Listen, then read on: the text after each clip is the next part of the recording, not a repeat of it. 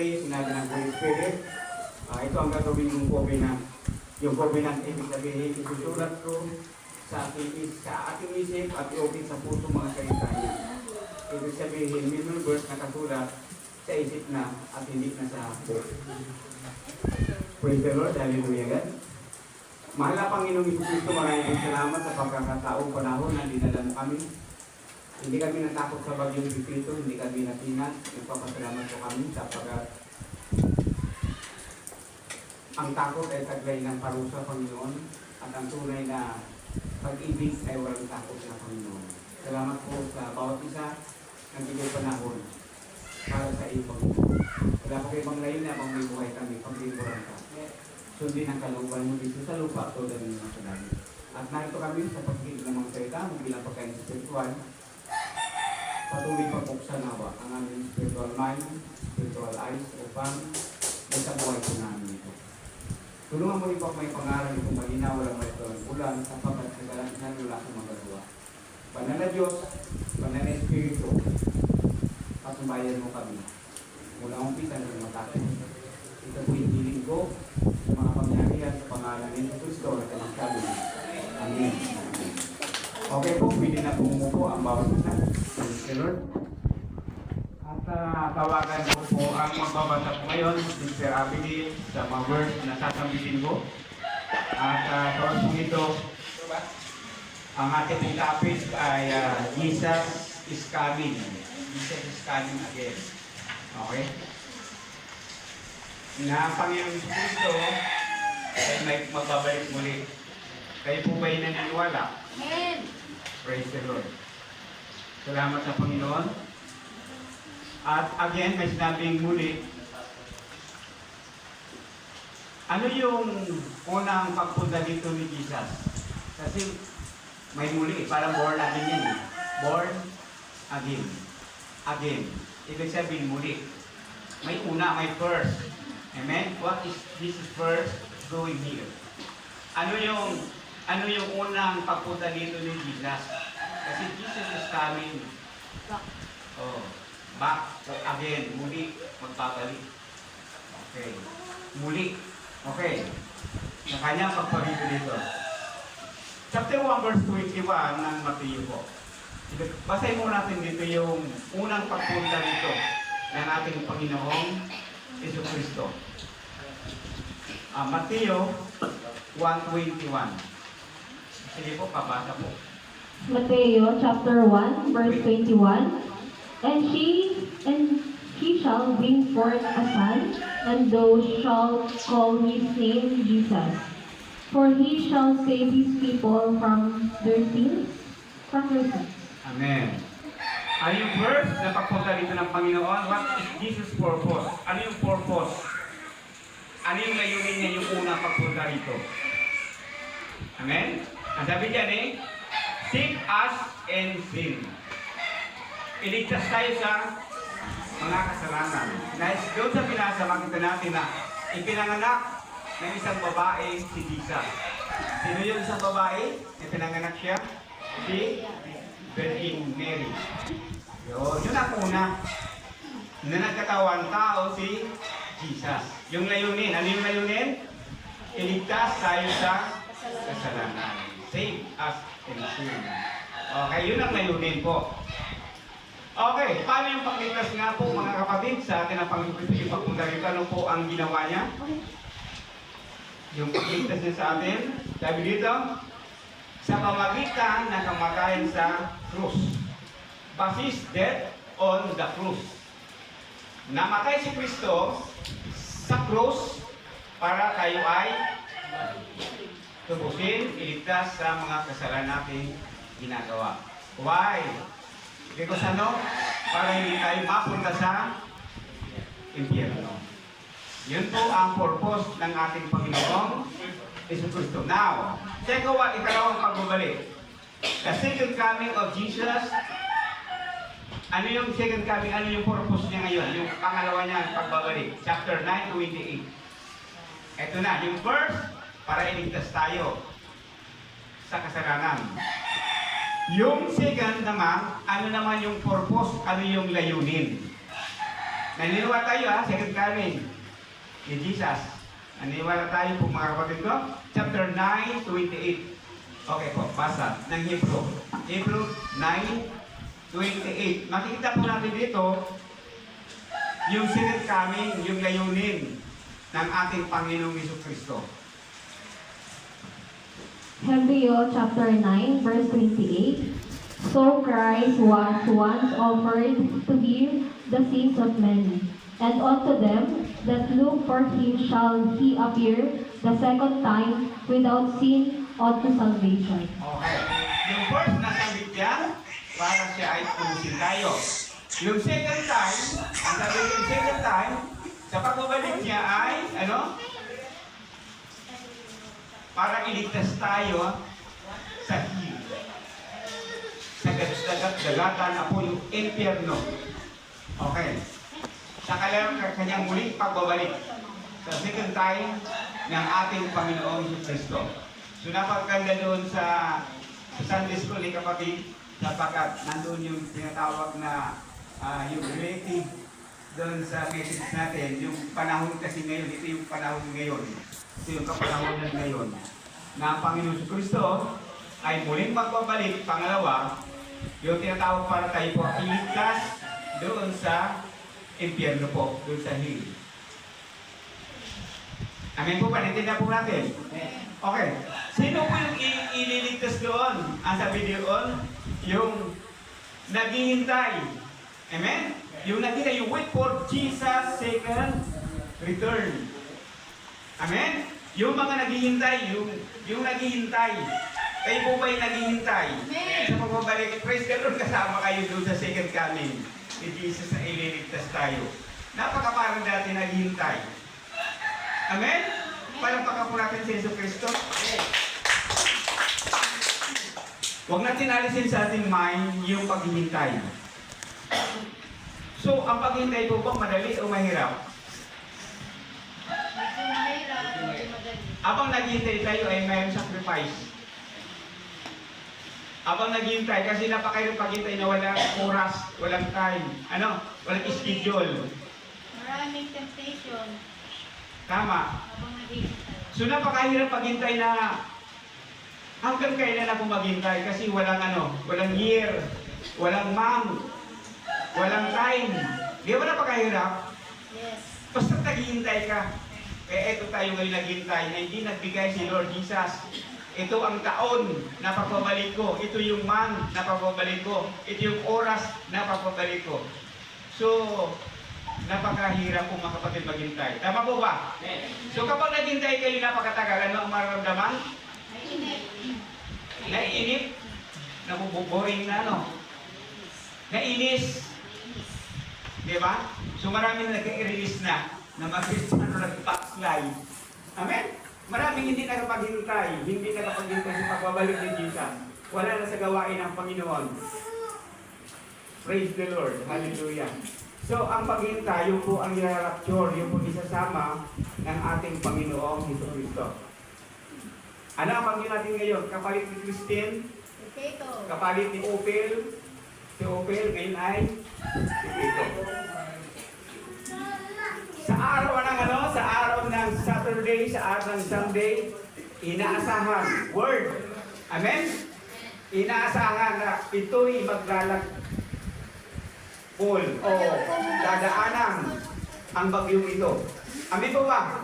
So, ibig sabihin, ito ina-announce, ibinabalita, hindi pa dumarating para preparation. Prepare. Amen? Mag-prepare. Okay, yung tinatawag na balita ay darating. Kayo po ba'y naghihintay sa bagyo? Hindi. Hallelujah. I rebuke. So, nainit. Sabi nyo iba, ito, sabi, ay darating kahapon Sabado, yung bagyo, bakit wala? Nainit tuloy. Gusto dumating. Di ba? Sabi, ay darating ngayong Sunday. Darating, hindi tuloy ako napag-church. Di ba Akala ko niya, ay lalakas. Kaya tutuloy. Umatras tuloy ako. Problema talaga Ito ang pinakamaganda. Ito po, tanda natin. Dumating sa hindi, ang maganda ay Tuloy. Correct. Nagpapatuloy ka sa paglingkod sa Panginoon at handa ka. Abang naghintay, kung dumating man ang bagyo hindi, handa ka. Amin mo ba? So, ano naman masama doon? Halimbawa yung bahay mo, talian mo ng alam mo rin, dati pako lang. Ano naman masama doon? Nagalit ka tuloy dahil dinubli mo yung preparasyon mo doon sa bahay mo? Hindi naman masama yun. Amin mo ba? Nandiyan nyo? Hindi naman masama nun. Naganda kang bigas. Naganda ka na ng mga pagkain kasi baka dating yung typhoon na yan, kung typhoon yan, kung ano yan.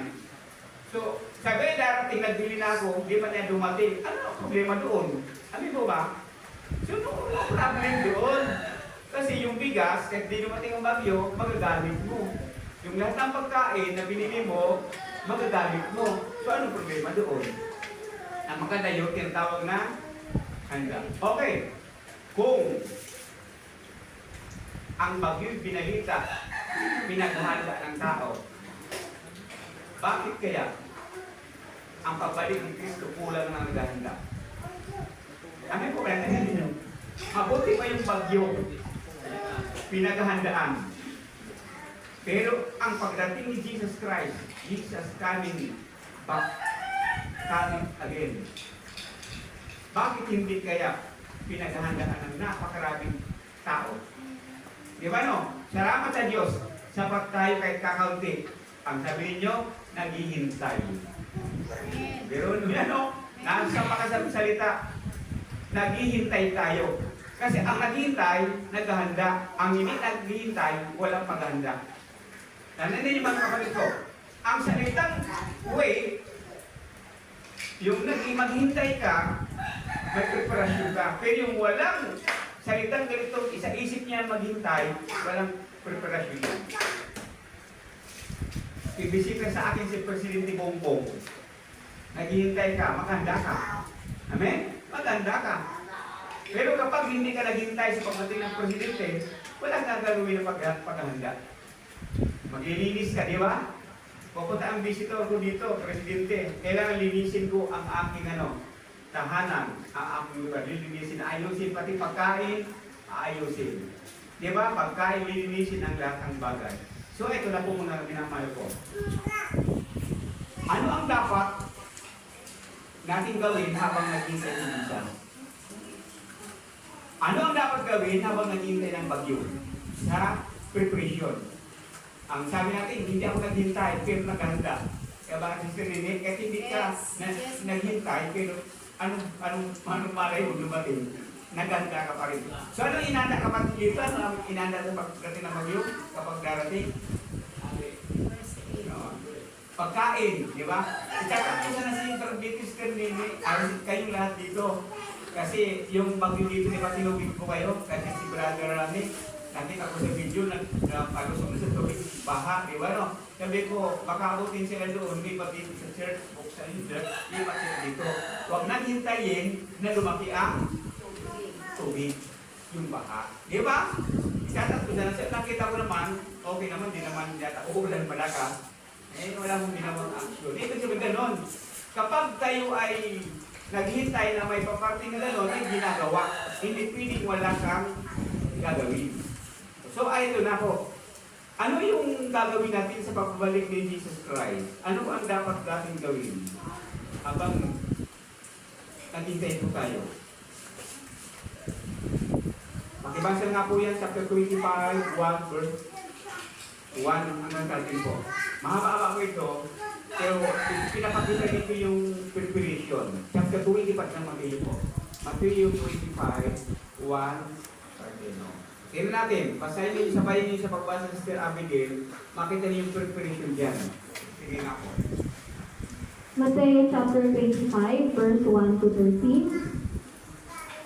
Then shall the kingdom of heaven be likened unto 10 virgins, which took their lamps and went forth to meet the bridegroom. Verse 2, and 5 of them were wise, and 5 were foolish. Verse 3, they that were foolish took their lamps, and took no oil with them. Verse 4, but the wise took oil in their vessels with their lamps. Verse 5, while the bridegroom tarried, they all slumbered and slept. Verse 6, and at midnight there was a cry made, behold, the bridegroom cometh, go ye out to meet him. Verse 7, then all those virgins arose and trimmed their lamps. Verse 8, and the foolish said unto the wise, give us of your oil, for our lamps are gone out. Verse 9, but the wise answered, saying, not so, lest there be not enough for us and you. But go ye rather to them that sell and buy for yourselves. Verse 10, and while they went to buy, the bridegroom came, and they that were ready went in with him to the marriage, and the door was shut. Verse 11, afterward came also the other virgins, saying, Lord, Lord, open to us. Verse 12, but he answered and said, verily I say unto you, I know you not. Verse 13, watch therefore, for ye know neither the day nor the hour wherein the Son of Man cometh. Amen. Amen. Sa ating pag-waiting ibisa sa pagbabalik, preparation, prepare the requirements. Amen? Requirements. So yung kailangan ipaghanda.